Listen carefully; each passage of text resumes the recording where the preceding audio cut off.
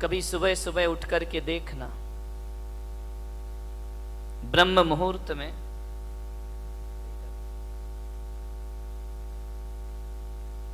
ब्रह्म मुहूर्त कितने बजे होता है? बोलो भाई, 4 बजे शुक्र है। नहीं तो एक जगह मैंने मुंबई में पूछा कि ब्रह्म मुहूर्त कितने बजे होता है, बोले 9 बजे। तो मैंने कहा 9 बजे ब्रह्म मुहूर्त कैसे हो जाएगा? बोले महाराज मुंबई में तो 9 ही बजे होता है। तो मैंने कहा 9 बजे ब्रह्म मुहूर्त, बात समझ में नहीं आती है। उसकी पत्नी बैठी थी बाजू में, मैंने कहा ये क्या बोल रहा कि 9 बजे ब्रह्म मुहूर्त होता है? पत्नी ने कहा महाराज आज तक मैं नहीं समझा पाई इनको कि ब्रह्म मुहूर्त कब होता है। बोले तू क्या समझाएगी, मुझे तो महाराज ने समझा दिया, मैंने आपका प्रवचन सुना है। तो मैंने कहा ये कैसा प्रवचन है कि 9 बजे ब्रह्म मुहूर्त होता है? बोले एक दिन आपने प्रवचन में कहा था कि जब जागो तब सवेरा, इसलिए मैं 9 बजे जगता हूं, मेरा ब्रह्म मुहूर्त तो 9 बजे होता है। ध्यान रहे, सही नहीं है मान्यवर। ब्रह्म मुहूर्त में कभी उठ करके देखना।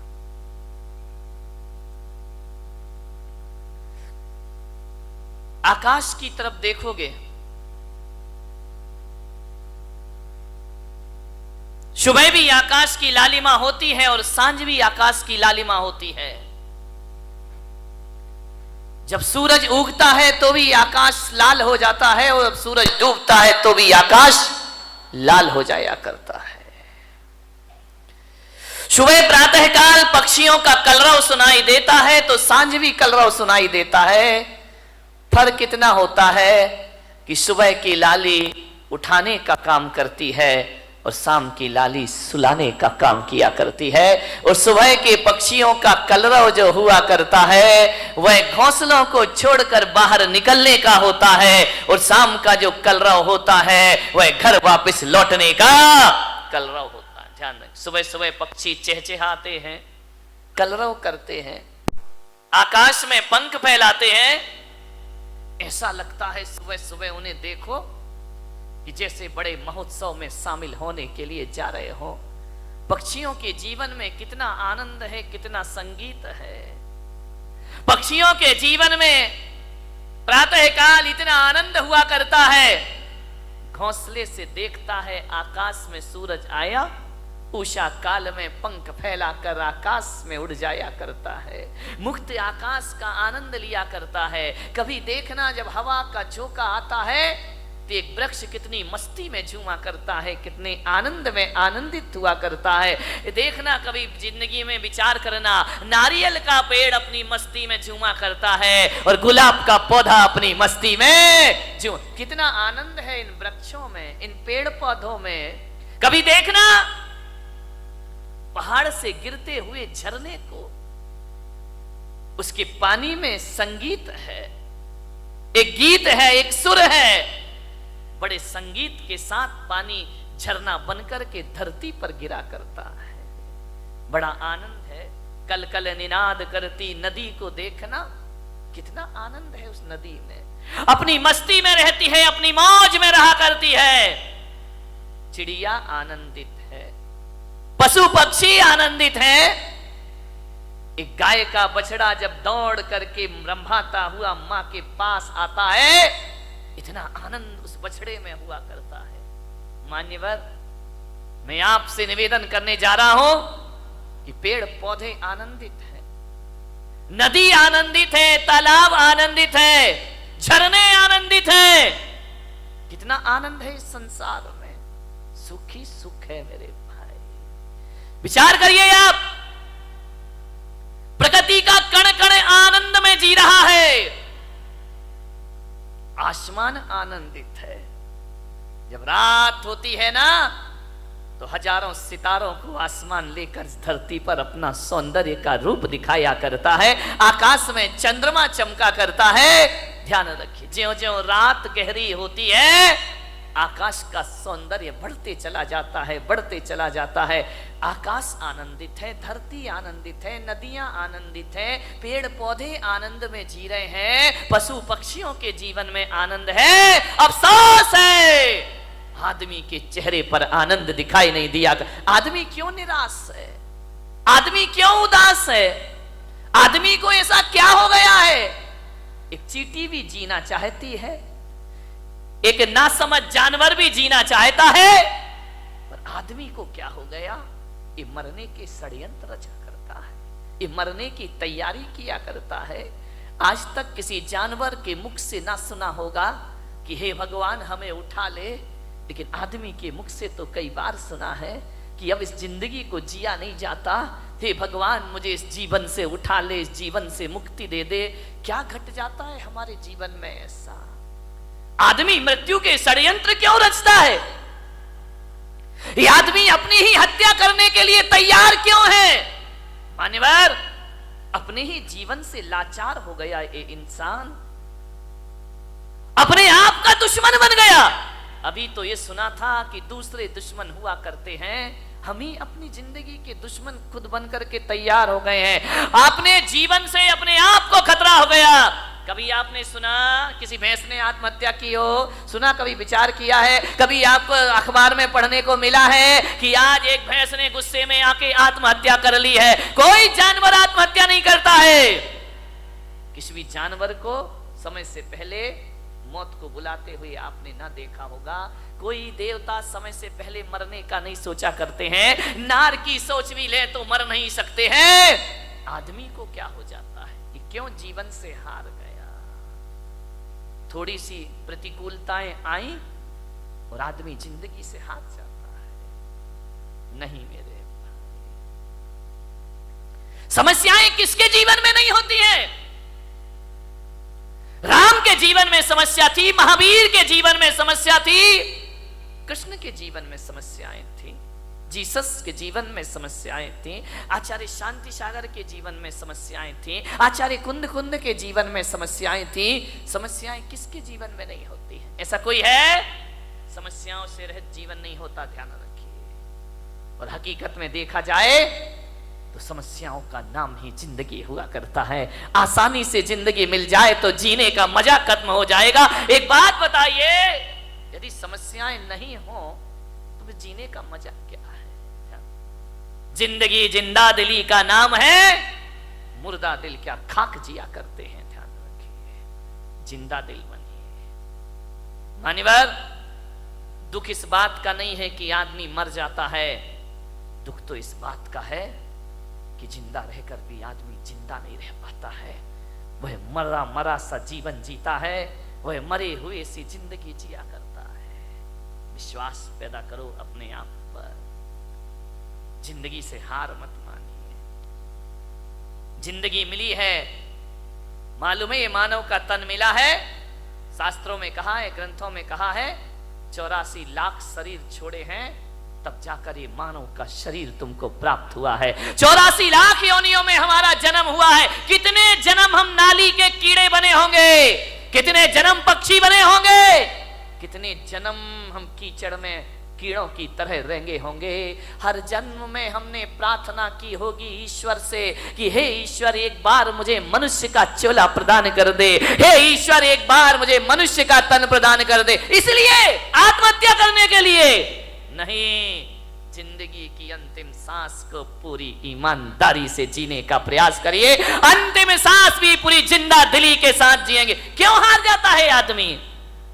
जैसा विचार करिए, सोचना। ऐसे ही नहीं मिल गया मनुष्य का जीवन, बहुत मेहनत की है इसके लिए। मनुष्य का जीवन मिला, ऊंचा कुल मिला, अच्छी खानदान मिली, दिमाग मिला, बुद्धि मिला, शरीर मिला, फिर भी इस जिंदगी से हाथ धोते हो आप। अब तो घबरा के कहते हैं कि मर जाएंगे, अब तो घबरा के कहते हैं कि मर जाएंगे। और मरकर भी घबरा गए तो फिर बताओ अब किधर जाएंगे? दूसरा हमारे पास कोई रास्ता है नहीं। जिंदगी मिली है, अच्छे से जियो, तरीके से जियो, सलीके से जियो। बहुत कम जीवन मिला है, इसे उदासियों में मत गुजारिए।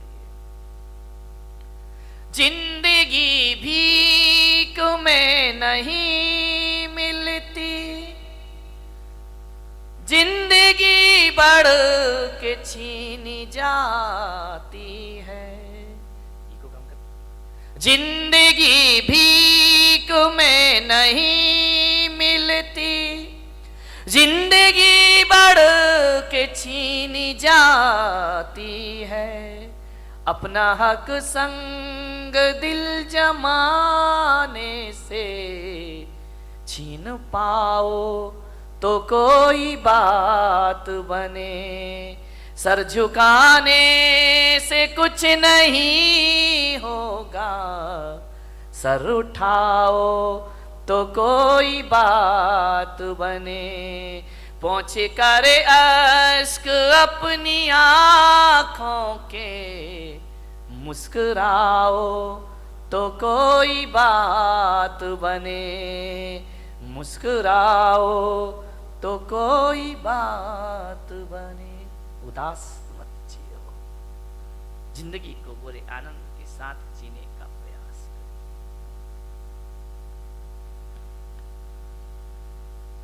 विपत्तियां, संकट, दुख किसके जीवन में नहीं आते हैं?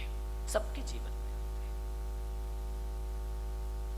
मुश्किलें आती हैं, परेशानियां आती हैं, विपरीत वातावरण बनता है, लेकिन जीने की आस मत छोड़िए।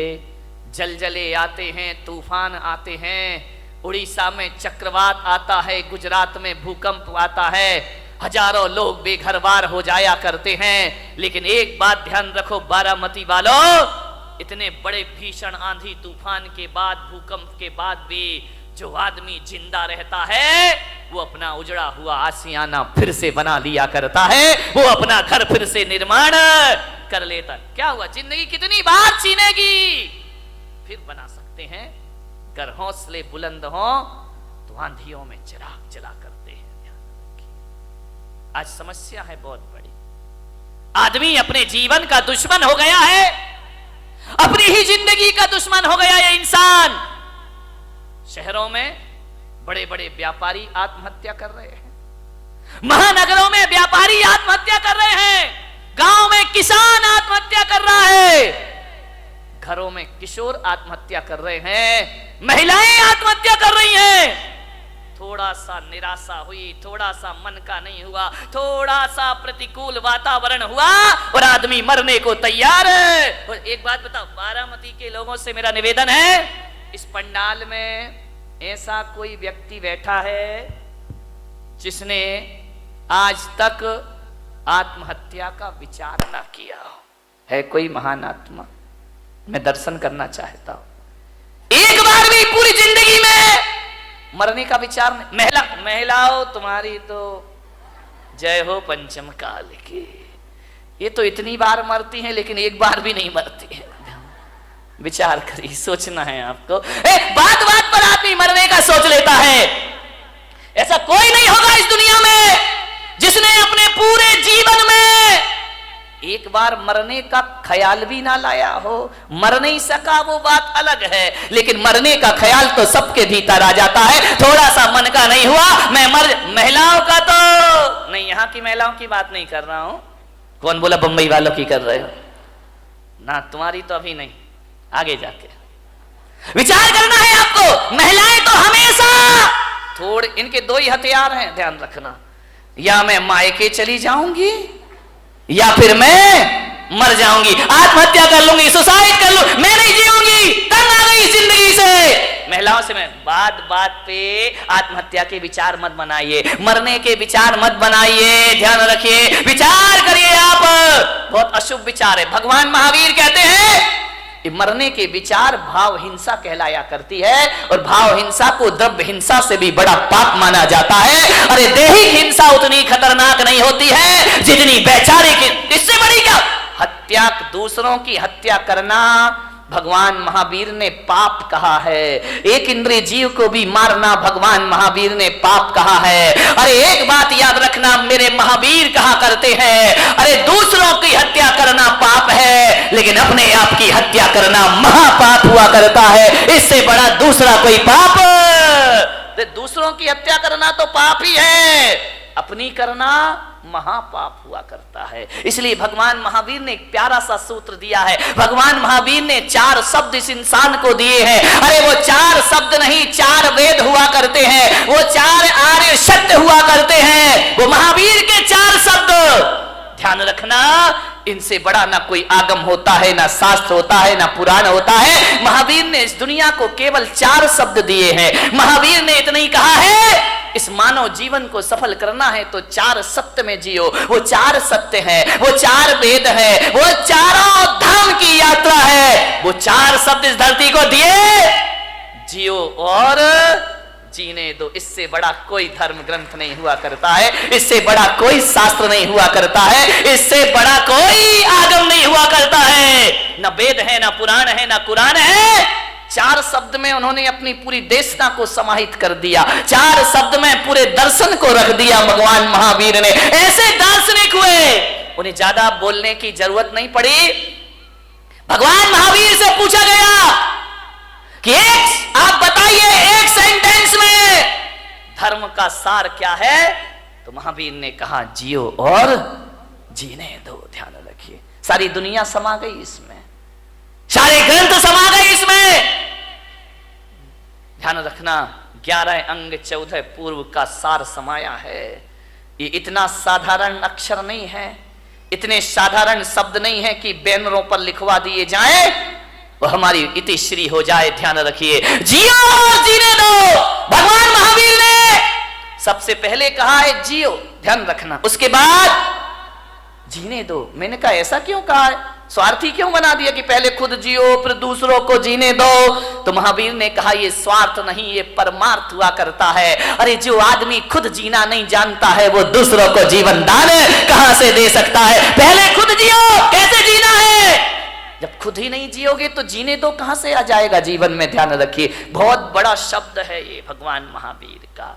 धर्मनिरपेक्ष है, सार्वजनिक है, यूनिवर्सल है। हिंदू हो, मुसलमान हो, सिख हो, ईसाई हो। कल एक सांसद महोदय मेरे पास आए, उन्होंने कहा महाराज भगवान महावीर पर कोई ऐसी पुस्तक है जो सरल शब्दों में लिखी गई हो। मैंने कहा पुस्तकें तो बहुत हैं, समझने वाला चाहिए। बोले नहीं, बिल्कुल सरल, बिल्कुल सरल। तो मैंने कहा महावीर को पढ़ने के लिए पोथियों की पढ़ने की जरूरत नहीं हुआ करती है, महावीर को समझने के लिए ग्रंथों की जरूरत नहीं हुआ करती है। मैंने कहा मेरे महावीर का स्वरूप देख लीजिए, इससे बड़ा कोई शास्त्र नहीं हुआ करता है, इससे बड़ा कोई उपदेश नहीं हुआ करता है। और महावीर का यदि सबसे बड़ा कोई ग्रंथ है तो जियो और जीने, इससे बड़ा कोई ग्रंथ नहीं है। ध्यान रखना, चाइना हथियारों का आविष्कार कर रहा है, पाकिस्तान अणु बम की धमकी दे रहा है, अमेरिका दादागिरी दिखा रहा है, भारत में भी हथियारों की होड़ लगी है। मालूम है किस लिए, कि अमन चैन की स्थापना हो। लेकिन इन्हें कौन समझाए। मैं पुलक सागर कहता हूं कि विश्व में अमन चैन जब भी आएगा, आज नहीं तो कल, कल नहीं तो परसों, सारी दुनिया को महावीर के झंडे के नीचे आना ही पड़ेगा, महावीर के सिद्धांतों को अपनाना ही पड़ेगा, महावीर के उपदेशों को स्वीकार करना पड़ेगा। यदि चाइना सोच ले जियो और जीने दो, पाकिस्तान सोच ले जियो और जीने दो, भारत सोच ले जियो और जीने दो, तो क्या करोगे हथियारों का मेरे भाई, क्या करोगे इन शस्त्रों का। क्या करेगा आदमी शक्ति संपन्न होकर के, जियो और जीने दो। जैन कुल में पैदा होके इन शब्द की महिमा नहीं समझ में आई, बहुत बड़ी ताकत है। जब घर में झगड़े हो, विवाद हो, लड़ाई हो, एक ही सूत्र अपनाना, जियो और, वहां हमारी समस्या महत्वपूर्ण हो जाती है, सूत्र महत्वपूर्ण नहीं होता है। सूत्र को महत्वपूर्ण कर लो, रातों रात घर के झगड़े समाप्त हो जाएंगे मेरे भाई। समाज में विवाद हो जाए, भाई भाई में विवाद हो जाए, परिवार में झगड़े हो जाए, कोई कितनी भी बड़ी गलती कर दे, कितना भी बड़ा अपराध कर दे, आदमी एक सूत्र जुबान पर ले आए, जियो और जीने। क्या अपराधियों को जीने का हक नहीं है इस धरती पर? उन्हें भी जीने का हक है मेरे भाई, पापियों को भी जीने का हक है। महावीर जैसी दृष्टि, महावीर जैसा सोच। और मैं आपसे निवेदन करता हूं कि महावीर के इस देश में, महावीर के इस समाज में, महावीर के इस पंथ में आत्महत्या करना महावीर का सबसे बड़ा अपमान है मेरे भाई। इससे बड़ी कायरता दुनिया में कोई दूसरी नहीं हुआ करती है। आत्महत्या के विचार कभी मत बनाओ, विचार बनाना भी पाप है। मरने के पहले क्यों मर जाते हो? ध्यान रखिए, जिंदगी में जीने की भावना रखिए। मरने में रखा क्या है? कौन सी बहादुरी मेरे भाई मरने में? कौन सा बड़ा मेहनत करना पड़ता है। दो चार भक्त मेरे पास आए, बोले महाराज हम आपके शिष्य हैं। तो मैंने कहा अच्छी बात है भाई, क्या करें? बोले हम आपके भक्त हैं। तो मैंने कहा ठीक है। बोले आप आदेश करो। मैंने कहा क्या आदेश करूं? बोले जो आप कहोगे वो काम हो जाएगा। मैंने कहा तू मेरा शिष्य बन के क्या करेगा? बोले आपके लिए अपनी जान दे दूंगा, सब कुछ अर्पित है आपके लिए, तन अर्पित है, मन अर्पित है, जीवन अर्पित है। मैंने कहा जीवन नहीं चाहिए मुझे, तन नहीं चाहिए मुझे, मन नहीं चाहिए मुझे। तो बोले महाराज आपको क्या चाहिए? मैंने कहा मैं अपने भक्तों में ऐसे भक्तों को, ऐसे लोगों को मैं अपना भक्त नहीं बनाता हूं जो मेरे लिए जान देने को तैयार है। अरे मेरे लिए मरने को तैयार मत रहो। सच्चा भक्त यदि मुझ पे मर जाएगा तो वो सच्चा भक्त नहीं होगा। अरे महावीर भगवान को मरने वालों की जरूरत नहीं, महावीर भगवान को तो जीने वालों की जरूरत हुआ करती है। धर्म के नाम पर जियो मेरे भाई, धर्म के नाम पर मरो मत। महावीर ने नहीं कहा कि धर्म के नाम पर मरना, महावीर ने तो कहा है धर्म के नाम पर जीना। मरना कोई बहादुरी का काम नहीं है, 2-5 मिनट का काम है। एक फंदा लगाया, आंखें बंद की, 2 मिनट में जिंदगी खत्म। एक बंदूक लगाई, जिंदगी खत्म। गला घोट लिया, जिंदगी खत्म। मरना कौन सी बहादुरी है? मरने में टाइम कितना लगता है? 1 मिनट, 2 मिनट, 5 मिनट। मिट्टी का तेल डाला, आग लगाई, मर गए। ये कोई बहुत बहादुरी का काम नहीं है। मरने में 2 मिनट लगते हैं, मगर जीने में 100 साल की जिंदगी लग जाया करती है मेरे भाई। जीना बहादुरों का काम हुआ करता है, संघर्षों में जूझना बहादुरों का काम हुआ करता है, विपरीत परिस्थितियों में जीना ये बहादुरों का काम हुआ करता है। ध्यान रखिए मान्यवर, मुझे याद आ रहा है वह व्यक्तित्व जिसने कई बार हार मानने के बाद भी जिंदगी से हार नहीं मानी। ध्यान रखिए, इतने जल्दी जिंदगी से हार जाते हो, आत्महत्या कर लेते हो। नहीं मान्यवर, आपसे मेरा निवेदन है, जिन लोगों ने आत्महत्या की है ना, कभी उनकी कब्रों पे जाके पूछना, कभी उनकी चिताओं में जाके पूछना, जो मर गए हैं उनसे पूछना कि बताओ मेरे भाई तुम्हें कैसा लग रहा है। तो यदि सुन सको और तुम्हारे कान में ताकत होगी तो भीतर से आवाज आएगी कि जो गलती मैंने कर ली है, ऐ भले मानस, ये गलती तू अपनी जिंदगी में दोबारा कभी मत करना। अपनी जिंदगी को पूरी तरह से जीना, भाव हिंसा मत करना, आत्महत्या के भाव मत बनाना। महिलाओं से खासकर निवेदन है, सबसे ज्यादा आत्महत्याएं महिलाएं किया करती हैं, सहन शक्ति से बाहर हो जाता है। आत्महत्या के भाव मत बना। ये तो बात बात पे बनाती हैं आत्महत्या के भाव। पति ने काम नहीं सुना, सुनो जी तुमने ये नहीं किया मैं मर जाऊंगी। अरे उसने काम नहीं किया तुम मर जाओगी, सड़े से काम में मर जाओगी। मरो मत। भगवान महावीर कहते कि मरने के भाव यदि बना लिए, एक बात ध्यान रखना, एक द्रव्य हिंसा होती है, एक भाव हिंसा होती है। यदि आपने भाव बना लिए तो जैन आगम कहता है कि जिस समय आप कह रहे हो मैं मर जाऊंगी या मैं मर जाऊंगा, उस समय यदि आयु कर्म का बंद हो जाए, फिर आप मरे या ना मरे, आपकी दुर्गति जरूर होने वाली है। कोई बचाने वाला नहीं है। फिर मरो या ना मरो, ऐसे भाव बना लिए और आयु कर्म का बंद हो गया तो नरक गति की पात्र बना करती हो। ध्यान रखिए, नरक जाने का द्वार खुल जाता है। अपनी हिंसा सबसे बड़ा पाप है। आत्महत्या के भाव से आयु का बंद हो जाए तो नरक मिला करता है। अति संक्लेश भाव ते मरो, घोर श्रव्य सागर में पड़ो।